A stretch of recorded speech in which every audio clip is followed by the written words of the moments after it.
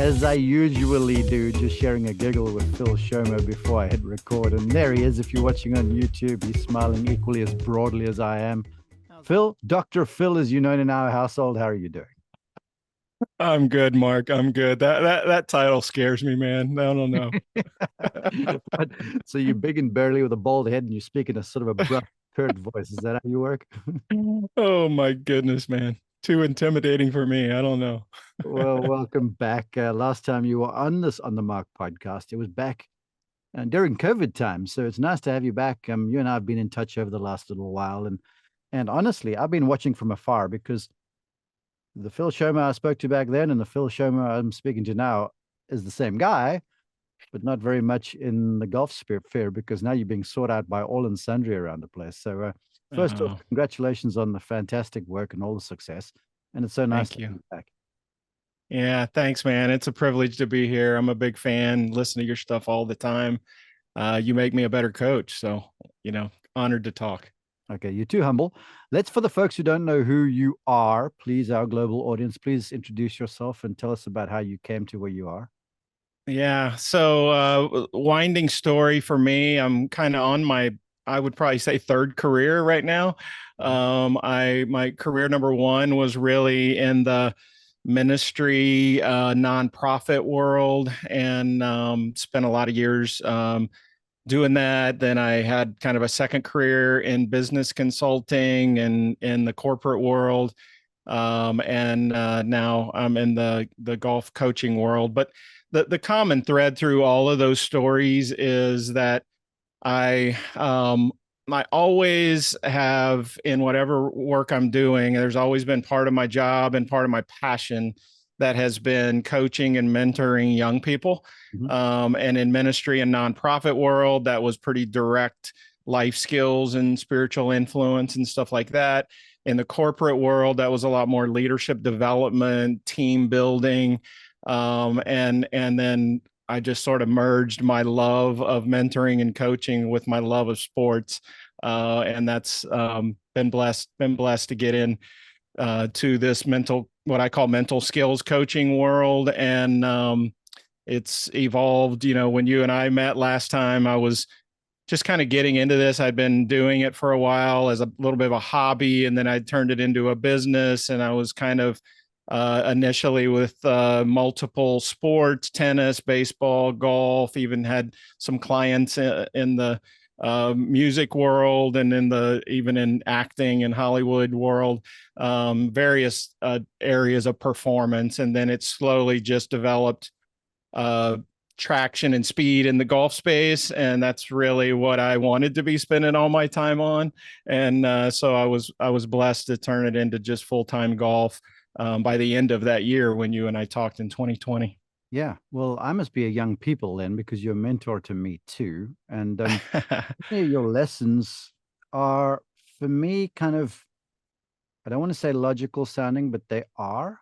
But you put a different spin on things to make it very digestible. And because this whole sort of performance coaching and mental, space, especially in golf, is I don't want to say non-definable because you can define it, but it's just a hard thing to wrap one's head around because we all sort of know deep down that having sharp mental and emotional skills and that sort of deal is almost paramount to importance. But no, it's really a hard thing to kind of commit to because it's in this era of data, I would say Mhm. it's not very quantifiable, if you know what I'm saying. Yeah, it's really not. But I think a lot of the most important things in life are not necessarily quantifiable. So, it to me, the mental side of golf is really just the person. What I love about golf and why I wanted to be in golf full time was because I think the game of golf always, especially in tournament level golf, and the higher you go, it always pushes you into a relationship with yourself, and you either get along with yourself Uh-huh. and or you don't get along with yourself. And if you get along with yourself, you learn how to manage all of the things that happen in tournament golf that push you into that sort of self-management kind of place. If you don't get along with yourself, then you're just always in a bit of an agitated battle fight on the golf course, and most of that is internal, as we know, because the external part of golf, which is the visible part, but it's a competitive sport where you're not actually head to head competing like you do in a lot of other sports. You're competing against a golf course and indirectly against all the other people that are playing, but it's just always you. And I always say, man, if you cannot help but run into whatever your relationship is with yourself when you're on the golf course in tournament conditions. So true. And for the folks who aren't necessarily competitive golfers or club golfers, I don't want you to switch off, because all the maxims and the lessons that Phil's going to share are thoroughly appropriate to just getting the most out of yourself score wise. And I want to kick it off there, because you said it, or you sort of said it, and listening between the lines, I think that's where the conundrum lies, because golf is the sport where we're graded by our score. Yet when you start to focus on said score a bit too much, then that relationship with oneself tends to get a little bit ragged. So why don't you kick us off over there, and then we'll dive in. Yeah, well, it is. I mean, anybody that doesn't think score is unimportant doesn't really live in the world of real golf. So score is ultimately important in golf. It's just, how do you get there? Do you get there with just technique? Do you get to better score by trying extra hard? Do you get there by just a sort of perfectionistic grip down tighter and put more aggression into it if it's not going well? Like, it's how you get to that score, and it's the pathways through which you invest yourself, I think, on the golf course, that either brings your score closer to your skill set. So, or it pushes a big gap between what your actual skill set is capable of doing and what those scores actually end up being, which is one of many reasons why people come to talk to me. So you bring up an interesting point, because you're a very busy man. Would you say that the scores that most golfers are shooting are not commensurate with their skill level, because they may not necessarily be their own best friend, to use your vernacular? Yeah, it's a pretty good way to say it, I think. I think tournament scores, when golfers are able to get tournament scores into the same scoring range that they're able to score when they are outside of tournament golf, either playing by themselves or playing more recreational rounds, then I think that's one of the strongest indicators that they are managing themselves and their game really, really well. Because the mental side of golf can't make you score higher ultimately than what your skill set are, your physical skills are. It just helps to allow you to use those physical skills when it means the most to you, when the most is on the line, when there's a lot of consequences at stake, when there's a lot to play for. And that's the side that tends to get tricky, because when there's a lot on the line and there's a lot to play for and the stakes are really, really high and the consequences are really, really high, that's when we tend to not play the game at the same level that we're actually capable of playing it when we're not in that environment. Yeah, that's brilliant. And you work with a number of elite level collegians and amateur golfers. And therein is the thing, because I think everyone within earshot of this, they can go, yeah, as soon as the pressure is up or the consequence is greater, which leads to the pressure, things just start going wrong. And then they start focusing elsewhere, which brings me in a funny sort of a way to my perfect segue.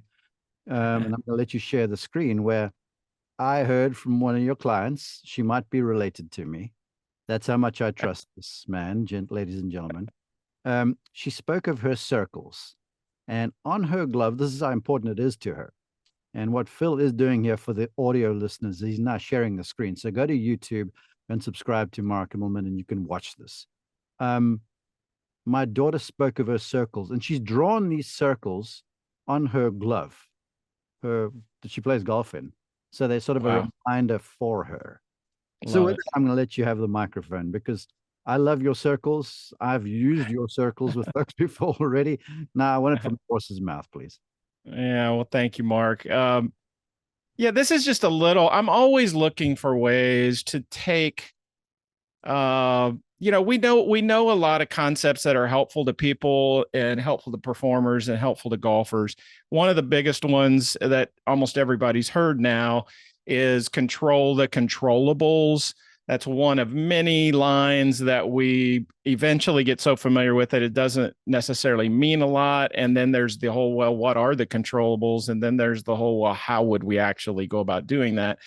And then there's the what benefit would it actually bring if we did. So I like to take concepts like that and then try to find ways to typically I'll search for people who have really good stuff out there, and then I'll try to curate what I think is the best stuff that I can find, and then I try to take what I curate and come up with ways to communicate that in a way that can really connects with the golfer. I always think in curator, communicator, connector as my sort of skill set as a coach.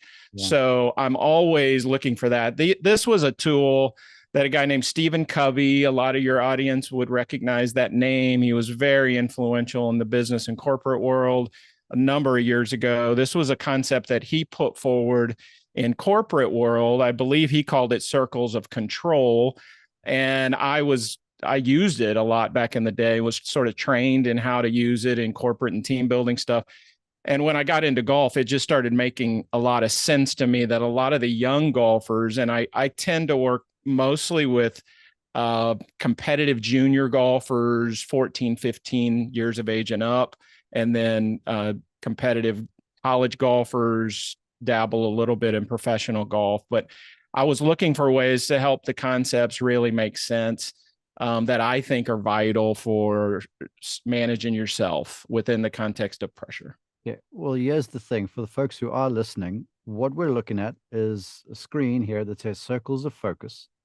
And what Dr. Phil has, I joke because he's not a doctor. He's got a master's degree though, but Dr. Phil in our house, imagine a dartboard, and there's an outside circle in gray, then there's an inner circle in yellow, and then there's basically the bullseye in orange.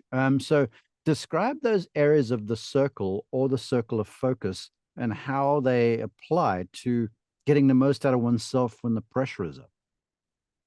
Yeah, I'd be glad to, Mark. So the best way to make this make sense is if on the left-hand side of the screen, I'll just add a little box with a question in the top, and this will make more sense as we go forward. The question, it says, how much control do I really have? And the idea being focus is, I like to call focus mental energy. You only have so much physical energy to play golf. You get exhausted after a long day or a really hot day. You also have a limited amount of mental energy to expend. Right. Concentration and focus requires mental energy. And we know that in all kinds of parts of life. If you study real hard for, passing a certification or a school exam, the longer you study, the more mentally fried you get. We'll use language like that sometimes, or mentally fatigued, mentally exhausted. The reason is because focus, concentration, directing your attention really requires a payment of mental energy. Okay. I like the phrase paying attention because there is no way to give attention without paying. So if we're going to expend our focus well in tournament golf in particular, how much control do I have is a relevant question, because if we're investing our mental energy in things we do not have control over or can't change or can't affect, it's a very, very high likelihood that we will run out of mental energy. We'll struggle coming down the stretch. We'll make those last 3 or 4 holes, which often take the highest level of mental investment. We'll make those holes often the ones we struggle with the most. So with that setup, let's just start unpacking a little bit. So the gray circle, the outer circle, how much control do I really have over what I'll call gray circle things? The answer is none. Okay. I have no control over this stuff. It's called the circle of concern because these are parts of tournament golf that can often get very concerning, very anxiety inducing, and very frustrating, but I have no control of them. I'll put the definition I use with my golfers in the center of the circle. And the center of the gray circle says realities golfers can't change, but are forced to deal with. They're all part of tournament golf. You just can't change them. You can't do anything about what they actually are. And I can give you a list of examples. Sure. All right. So here's a whole list of examples of things that I think are part of pretty much every round of golf. This isn't an exhaustive list, but I think it's a good representative list of things you can't change. And just again, for the people who are listening, things on this list include weather, spectators, pairings, tee times, event realities. That just means how important is the event? How big is it? What does it earn you? Course conditions, course setup, bad or good breaks, other player scores, shots I've already hit. Okay. Now, the idea here being a lot of golfers get a lot of mental energy, a lot of focus on things they can't change at all. They can't do anything about these things. Yeah. And they tend to be what I would call mentally weak, meaning you're burning a lot of energy on things that are not even changeable by you, much less worth your energy. And you tend to get exhausted quickly. Yeah. So I'll just speak from my experience on both myself and the golfers I work with. A lot of golfers talk about things that are gray circle things a lot. They complain about them. Typically, they will very quickly blame them as the reasons for certain things happening. They get very agitated and frustrated by gray circle things if those gray circle things are not what they want them to be or not what they prefer them to be. I don't like greens that are bumpy, for example, if they're playing on greens, then the conditions aren't exactly right. Well, nobody likes greens that are bumpy. I mean, that's like nobody likes that. But the issue is, can you actually accept, and I'll just put two more words on the top of this page, because the skills that I try to get golfers to be good at with gray circle things is to accept them as reality. Yeah. And that doesn't mean you prefer it, you like it, you want it, you think you can play your best with it. It just means you're willing to say, okay, this is part of the day. And if I'm going to play, this is all part of the equation. I have to accept reality, and then I have to adapt or make the most out of whatever that reality is for that day. And just that move right there is empowering to, especially to young golfers, when a lot of gray circle things tend to be depowering. They tend to sort of feel like they're tearing you down or they're stealing your opportunity from you. Hey, I give a lot of PGA Tour interviews during tournaments. You've heard it. It's the Tiger Woods ism now that all the Tiger Woods disciples use, and they're like, "It is what it is."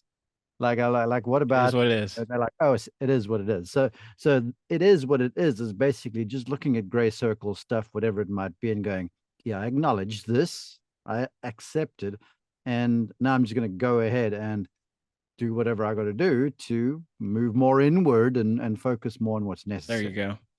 There you go. I use two little phrases on gray circle stuff all the time with everybody. It's the accept and adapt set of phrases, what I call it. The accept phrase, it is what it is, would be a good one. I always use, I can't change it.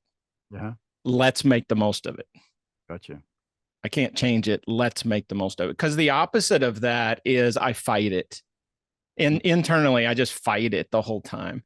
And I'm constantly frustrated by it. And I really, if I'm fighting it, I don't adapt to it. There is no adapting when I'm at war inside. And one's focus is detracted some as you're fighting it. So what I want to pick one or two of these, and we'll leave gray aside and we'll move to the next. All right. So for weather, you just make sure you're adequately prepared with your rain gear and your umbrella and your extra towels and stuff like that. Then you're like, okay, it is what it is. Spectators, that's been a big one for people close to us. Personally, I'll skip past that. Um, but then I do want to get to this good and bad breaks because people do belabor those. Mm-hmm. And then other players' scores. Now it's kind of weird that's an you do have no effect on or impact or ability to affect the other player's score, but you're trying to beat said other player. So just I'd love your take on that one there, please. Yeah, that's the other player scores is really tricky because golf is one of the only games where you are in competition with other performers that you have no effect on unless they let you affect them, and they have no effect on you unless you let them affect you. So in other, because there's no direct, like in other sports, they can't change strategy. You can't pitch around somebody like in baseball. You can't set up a separate defense like in NFL football to offset, Mahomes or somebody. Other players' scores are just whatever they are doing against the golf course and whatever you are doing against the golf course. Yeah. And so what I'm encouraging players is to really try to do on the golf course. And this gets there are some nuances to this when you're coming down the stretch and you're in contention and there's 4 holes left in the tournament. But up until that point, the general rule of thumb that I teach is you are out there to play your golf against the golf course. And other players have nothing to do with you unless you let them. Yeah. So your job is not, oh, my playing partner's made 3 putts from outside 25 feet and I've missed 3 putts from 8 feet. And so now I've got to start slamming my putts from 8 feet because they're making way too many. No, they have nothing to do with you. The putt in front of you is the putt in front of you. It doesn't matter what anybody else has done or is doing. You've got to stay in your lane with the things you can do something about, and you can't do something about what they're doing. Yeah, and sort of to let people in a little bit, I'm busy writing a book, which is ostensibly some of the best stuff from the On the Mark podcast. And one of the points I made in there was that every shot, be it 1 foot or 300 yards, has the same value. And so as a result, every shot deserves the same amount of attention. And if you're directing your focus into the gray circle, the circle of concern, then you are basically saying that, okay, this shot that I'm hitting was not as important value-wise as one that's come before it or after it, in fact. Yeah, and I just think gray circle things in general are just, you only have so much fuel in your mental tank for the day. And if we're using that fuel in unproductive areas, as silly as the analogy is, I say this a lot to golfers I'm working with. Like if I go out onto my driveway and I take some gas and I siphon it out of the tank and I dump it on the driveway, I'm not going to get value from that fuel. Yeah. Especially when my tank hits empty when I'm on that trip. Like it's just, I don't have an unlimited amount of fuel. And if I'm using that fuel unproductively in things I literally cannot change, then I think it's just I think it's just a wildly inappropriate and inefficient way to play golf. It truly is. Okay, we're going to do this. We're going to accept and adapt the circle of concern stuff, and I'm going to let you click your graphic. And all right, yeah. So the circle, the yellow circle is the one in the middle, and I always say this is the trickiest circle. It really is. How much control do I really have over yellow circle things? The word I use is some. You have some control, and it's called the circle of influence because this represents parts of the game golfers can influence for better or worse. Influence goes both ways. As a parent, you probably know that when your kid brings friends home, you're interpreting them as either good influences or bad influences. It can go either way. Never done that. But the key line here that I have in the middle of the yellow circle is parts of the game golfers can influence for better or worse, but not fully control. And that's why this is so tricky, because yellow circle things represent all of the things competitive golfers want to be at their highest level. I'll show you the examples that I use with the golfers.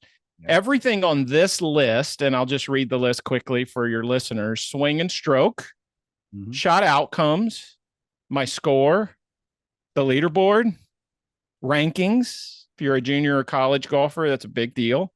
Yeah. Statistics, and coaches. Coaches could be in the recruiting space. Coaches could also be, if you're playing on a team, it is your coach who's walking around or talking to you. These are all things I believe your job in high-level competitive golf is to influence these things or to make them the best you're capable of making them. But if you think in terms of controllable perfectionism, which a lot of golfers I work with struggle with doing that, this is a destructive version of focus and mental energy. If I try too hard, if I grip down too tight, if I try to force too much, this is the fine line in golf between can you let your skills happen versus make your skills happen. And I know I'm just using words and that's sometimes nuanced, but I think this is a difficult circle for golfers not to get consumed with on the golf course. If golfers tend to invest too much mental energy, we tend to call them mentally fragile. That means they're fine until things start to go sideways or there's adversity that hits, and then things start to fall apart because their only move with adversity is just to try harder or take control. And they tend to be very frustrated. There's a lot of emotional, super hard on myself kind of stuff that happens on the golf course when yellow circle things are not working the way we want them to, and we can't make them be that way. Yeah. Golly. I've like the top of your pile there. Look, shot outcomes and the score and all those sorts of things. Yeah, absolutely. That it sort of somewhat defines the golfer, not the person. But as a golf instructor deep down, I'm kind of, people might find it funny, but I will say to them, I think it's intellectually lazy when you're out there playing and your golf swing doesn't feel right or whatever, to start to focus intently on your golf swing, because then it detracts from your real attention. Instead of just going out there and going, okay, I'm not hitting shots, so I've got to now make a plan. I've got to create shots, hit draws, hit fades, whatever, just somehow, cobble together something instead of focusing too much on now why my swing is not working. Yeah, that's what makes it so tricky, because there is and that's why it's some focus, because there are certain aspects of swing and stroke mistakes that I'm making on the golf course that likely can be adapted and adjusted mid-round if I'm really good and know what I'm doing. And as an instructor, you would, I think, agree that you would want your students to recognize ball flight patterns and have some basic ideas about what that ball flight pattern means, what I'm doing, how I can make small adjustments and correct that. However, that's the tricky part, because when I sort of slide across the line between small adjustments to big adjustments, or to getting super technical or swing mechanics focused over the ball, mid swing on the golf course, I slide into that, we say this a lot nowadays, I slide into that playing golf swing, and I'm no longer playing the game of golf. And that's what this circle is designed to do. It's designed to open up conversation and hopefully teaching, coaching, and learning on how to navigate an appropriate amount of focus, but not overdoing the focus. And I don't think it's fair to say to golfers who are really, really good and do have a lot of knowledge of their swing and are being instructed by great instructors like you, Dr. Immelman. I think it's unfair to say to them, don't ever think at all about anything you're doing with your swing or your stroke, on the golf course, because they actually do know how to make some very good self corrections. Mm. But it's also it is a very, very fine line, and it has to be navigated with wisdom, especially for as young golfers are learning how to compete and score in higher level events. Okay, well, this is because it's top of mind and I'm armed with this insight because I'm going through all the podcasts for this book. And a couple of things to that swing and stroke stuff. Instead of being like too mechanical and too into trying to change something that's moving at high speed, like Colin Morikawa, all he tells me he focuses on is pre-shot stuff, like address, Mm-hmm. ball position, and then he just tries to nail a follow through in a certain place. Like his fade follow through would be different to his draw follow through, or the high and the low. So it's as simple as that. And then there's Butch Harmon, who needs a little introduction, and his father Claude used to call them his pearls of wisdom, and he'd say, "Butchie, you must listen; these are pearls." Um, and he said to Claude Harmon, "Son, if you standing on the 18th tee at Pebble Beach with a one-stroke lead on the 72nd hole, if you let the toe overtake the heel, you lose."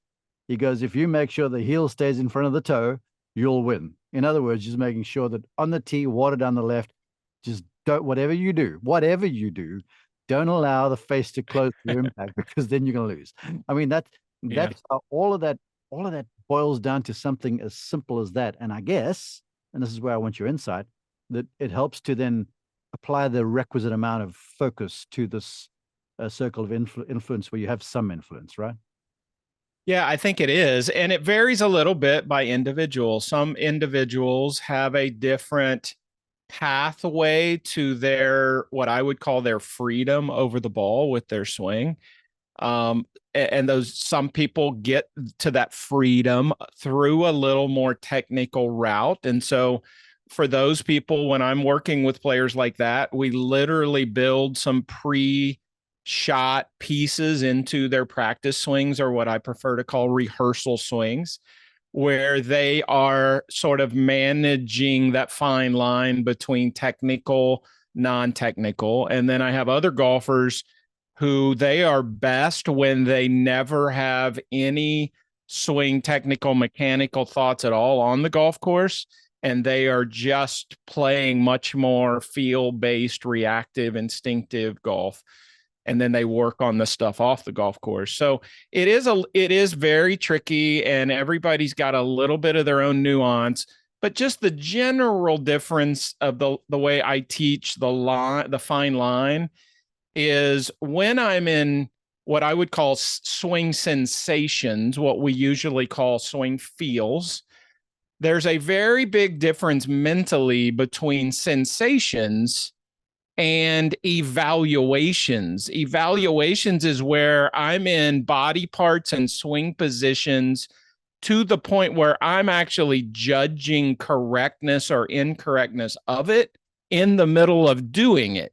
So when I'm focused on my swing positions in an evaluative way, I can get to the top of my backswing and literally have the conscious thought of that's right or that's wrong.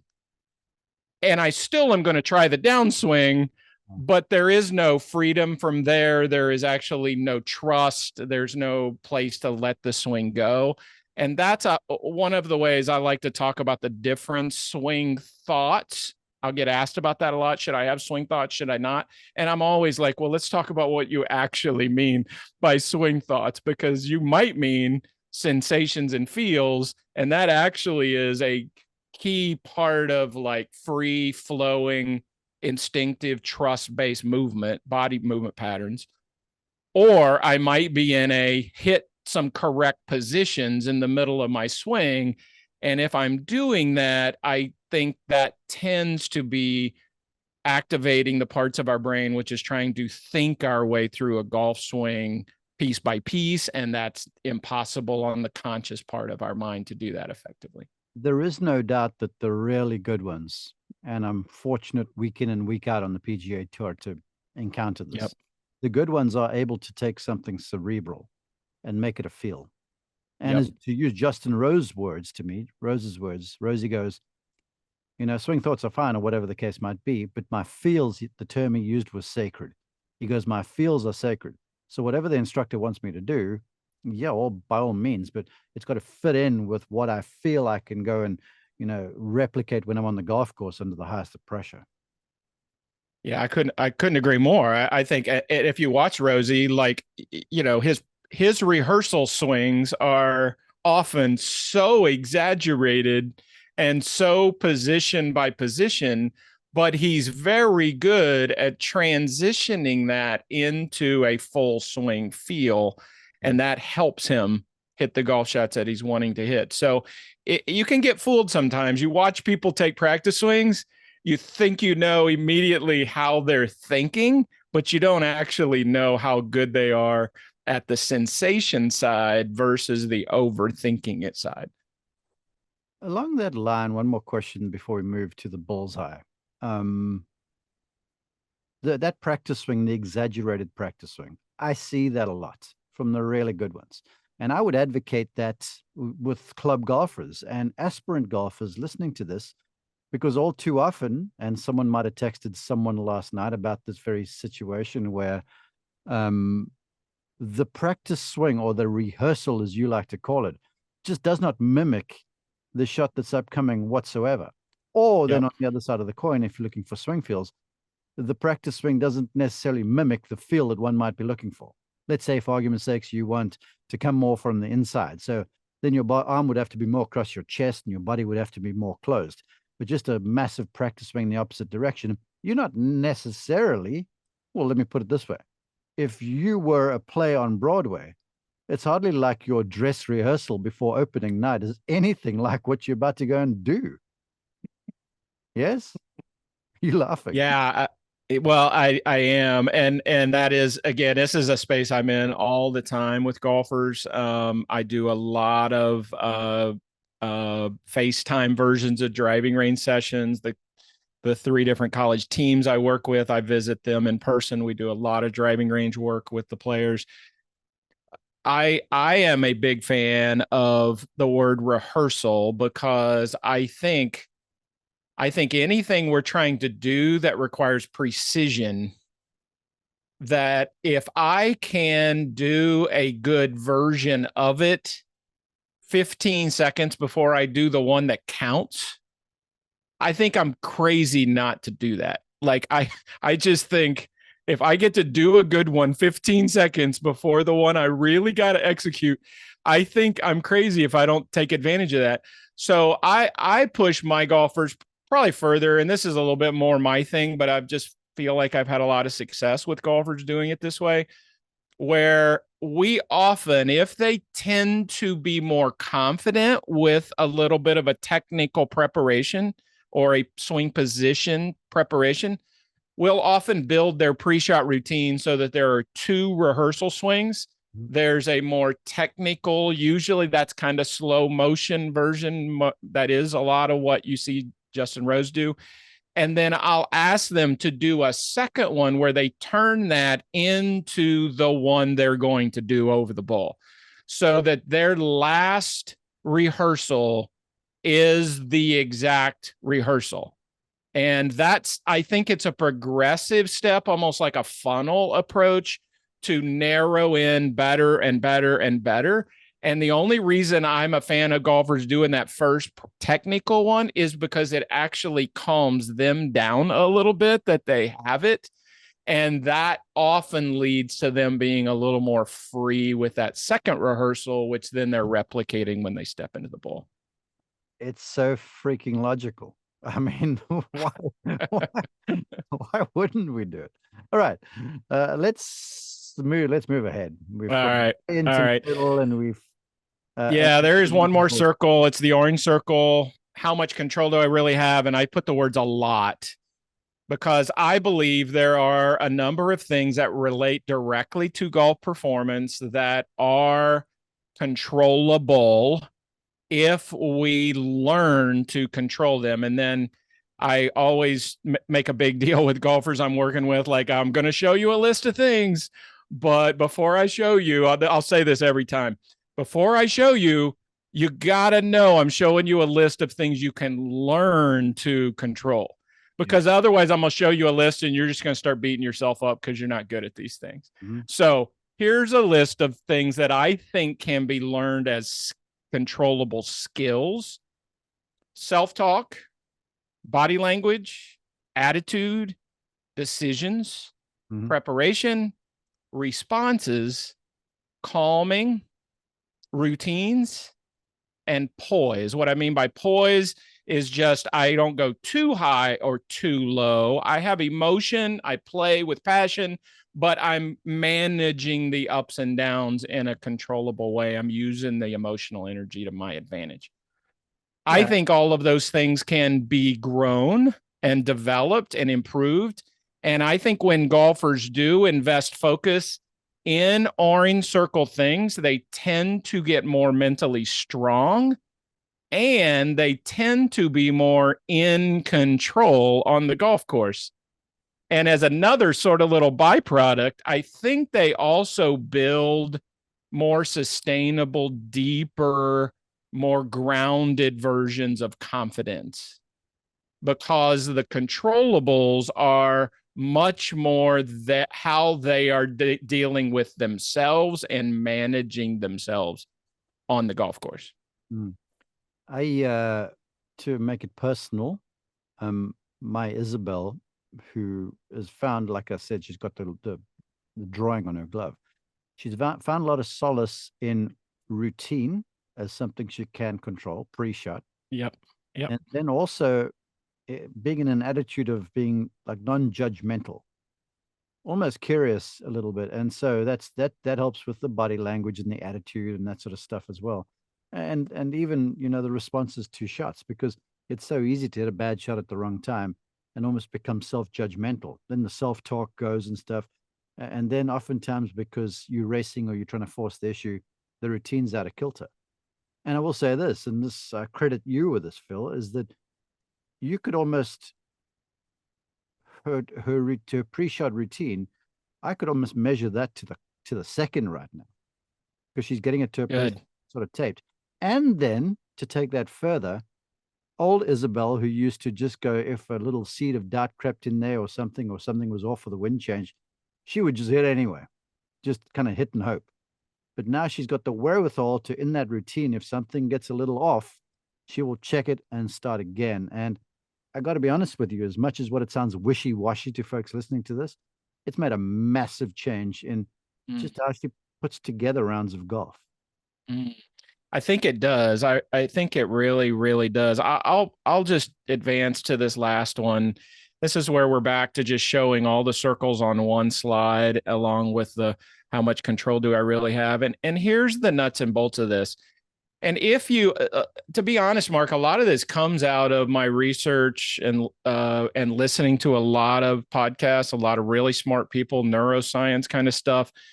We know that human beings take on challenges better when we have a mix of ingredients that all join together in those moments.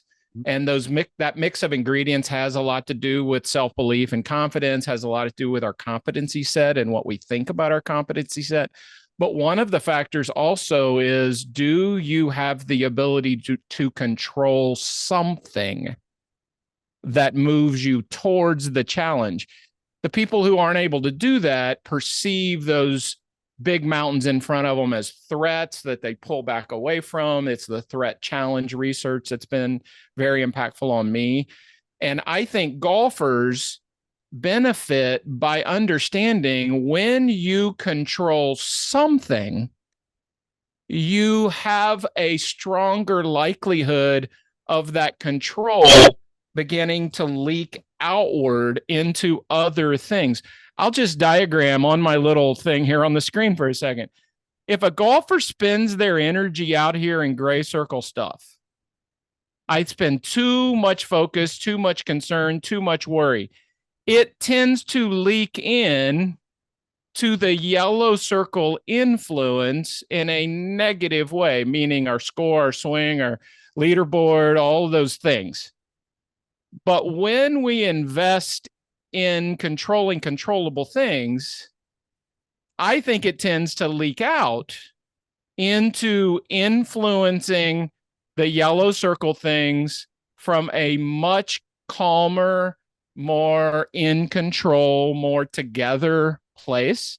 And the game actually gets a lot easier when I understand that my job on an 8-foot putt, for example, my job is to invest in reading the putt the best I can, making a really strong decision, stepping up to the ball with the right kind of preparation, and rolling the best putt I can possibly roll. Mm. And if I do that and it misses, I did my part. Yeah. And if I do that and it makes, I'm excited.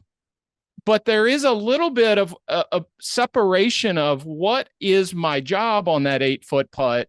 And it's not just if the ball goes in the hole, because that really is not fully controllable by me. The idea of I can make a ball go in the hole from 8 feet is, I just think that's ludicrous when there's 8 feet of ground and there's blades of grass and there's bumps and there's wind and there's all of those factors. So I just think it's trying to empower, especially young golfers, to understand you do have control on the golf course of certain things that are worthy of your investment. And over time, not in every 9-hole or 18-hole round or in every single 36 or 54-hole tournament, but over time, you increase the odds of playing golf at the level you're capable of playing it when you invest focus and mental energy into controllable things. Incredible stuff. I'm going to let you switch off the screen share so people can see you for my parting question. Izzy, my daughter, folks can follow her on social media. She's getting into golf instruction, by the way. Amazing stuff, man. Wow. She does a wonderful job does. of taking my intricate stuff and making it very simple sounding. So good. On one of the holes yesterday, she's sort of in contention a little bit, and the hole's turned back into the wind, and there's disaster on either side of the fairway. And I'm like looking at this going, oh golly, and the course is playing fast because it's in fall, so the ball's running out. And I'm like, anything for a fairway finder right now. It's a par 5. You know, she can still get, within wedge for the third range if she does that. And I'm 50, 60 yards ahead, and I look now she drives the ball well ordinarily, but I look unmortified as she pulls driver. And she hits driver, and she pulls it slightly, it's down the left-hand side, gets a rough bounce into the penalty area down the left. And I'm like, oh no. And I found myself getting aggravated. And then after the round, after the dust had settled some, I said to her, explain to me why driver down 16. And she goes, Dad, whether it was driver or 3-wood or whatever, I was not going to hit the fairway over there. She goes, it was just playing that difficult. So I figured I was going to go with driver and commit completely to it. And in a funny sort of way, I was like, yes, you figured it out. Yeah. Because me in that situation back in the day, I would have folded my cards and just sort of dribbled something into the fairway, where she got up there like a young Rory or someone who will be criticized for this, but she got up, took her chances, was fully invested, and hit a decent tee shot, was just a little unfortunate. So I'd love your take there, because that commitment, that conviction, it sort of spoke to her being true to what one of her goals was to just be committed to every shot. Yeah, and I love it too. There's always room to grow and mature on the decision-making side. And so whether she's thinking that through correctly or not correctly on the decision-making side, that could be debatable. And I have not talked to her about it, and we can talk about that. But that's almost irrelevant, because what's more important right now is not the perfect decision. What's more important right now is a strong decision that you believe you thought through. You didn't go wishy-washy on it. You went all in on it, and you committed to it. I often say, be strong even if you're wrong. Yeah. Because you don't know yet, with the level of experience that young golfers have, they don't always know the perfect decision, and they can get better at that kind of stuff, but they can learn to be committed to a decision.